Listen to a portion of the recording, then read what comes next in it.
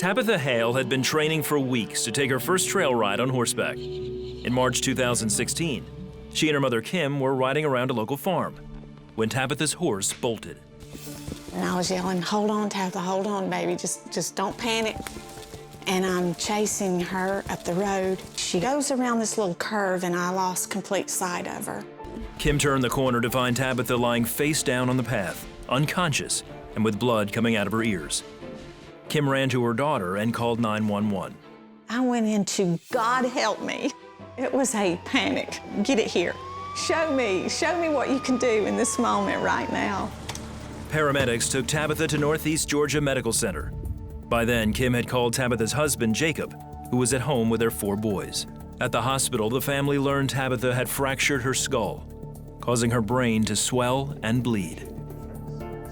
And especially when you can't talk to her and she can't talk to you or she's unconscious, it was a scary moment. Neurosurgeon Dr. Aaron Jacobs said the swelling was getting worse, and she needed immediate surgery to remove part of her skull to relieve the increasing pressure on her brain. If it swells a little bit more, it can just press on the brainstem, and the next thing you know is she can deteriorate really fast to the point of no return. Her breathing can stop, her heart can stop, and essentially she will be brain dead in a matter of an hour, maybe not even that. Friends and family gathered at the hospital and spread the word, asking people to pray for a miracle. I thought, God, you gave her to me. You have blessed me with the most beautiful, unique child. And I'm gonna have to trust you. Tabitha made it through surgery, but Dr. Jacob warned the family that she could be physically or mentally impaired. I guess my biggest fear in the whole thing was that she just wouldn't recognize me or our boys. I wasn't worried really about her. She was in a wheelchair or anything like that. I just wanted her to know who we were. With Tabitha in and out of consciousness, any small sign of progress gave the family hope. They took this pen and they ran it down her foot and her toes wiggled. And it's crazy that something so simple as seeing her toes wiggle would just send you almost into a shouting mode. It's like, oh, thank you, God. You know, it's almost like seeing your child walk for the first time again. I told her that, you know, I loved her, and you know, she tried to tell me she loved me back. I mean, she's my best friend. The love of my life. On day 3, Tabitha met Candy Jarvis, a critical care nurse who started working with Tabitha to get her off the ventilator as soon as possible. I wanted her to be able to speak to her family and for them to hear her voice that day so that they would know that she was in there. She also believed Tabitha needed more than medical care. The power of prayer cannot be minimized in these recovery processes. Candy looks at Tabitha and she said, Tabitha, I need you, with God's help, to give me the biggest breath you got.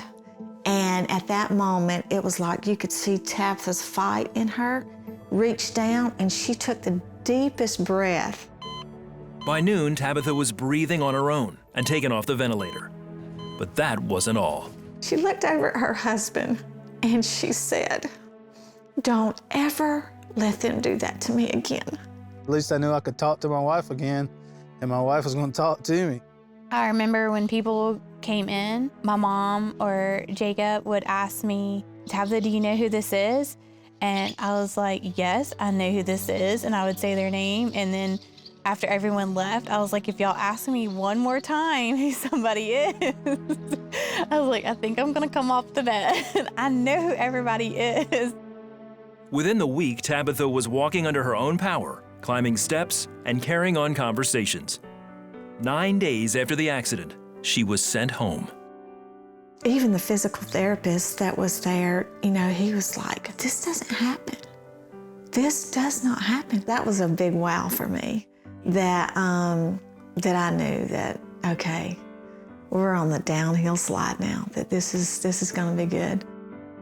Dr. Jacob later repaired Tabitha's skull. Then, just 3.5 months after the accident, she returned to work with no restrictions. Definitely, she has done really well, considering the degree of injury that she had and severity of injury. And it's very gratifying for people like us when we see things like that, because it's not happening every day, even though we try to do our best. And in that scenario, in that context, I think she had a miraculous recovery. How can you not believe in God? I've seen him work. Tabitha doesn't remember the accident, but she knows for sure that she was always in God's hands. It just shows me that, even when we feel inadequate and that, why are we even here, God? That he still thinks that we are so amazing and that he cares that much for us. It's with that confidence that Tabitha decided it was time to get back in the saddle. No matter what comes up against me, it's not gonna bring me down as long as I know that God has me by the hand and he is carrying me through and nothing else matters.